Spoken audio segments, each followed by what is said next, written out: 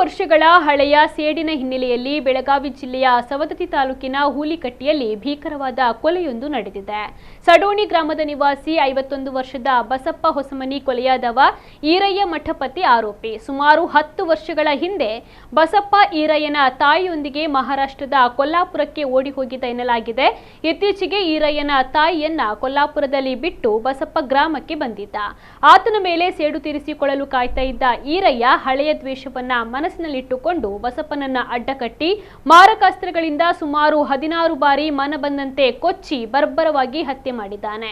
ಅಷ್ಟೇ ಅಲ್ಲದೆ ಶವದ ಮೇಲೆ ನಿಂತು ಈರಯ್ಯನೇ ಪೊಲೀಸರಿಗೆ ಕರೆ ಮಾಡಿ ವಿಷಯವನ್ನ ಕೂಡ ತಿಳಿಸಿದ್ದಾನೆ. 18 ವರ್ಷವಿದ್ದಾಗ ತಾಯಿಯನ್ನ ತನ್ನಿಂದ ದೂರ ಮಾಡಿದ ದ್ವೇಷಕ್ಕೆ ಈರಯ್ಯ ಈ ಕೃತ್ಯವನ್ನ ಎಸಗಿದ್ದಾನೆ ಎಂದು ತಿಳಿದು ಬಂದಿದೆ. ಸದ್ಯ ಬೆಳಗಾವಿ ಪೊಲೀಸರು ಆರೋಪಿ ಈರಯ್ಯನನ್ನ ಬಂಧಿಸಿ ಪ್ರಕರಣವನ್ನ ದಾಖಲಿಸಿಕೊಂಡಿದ್ದಾರೆ.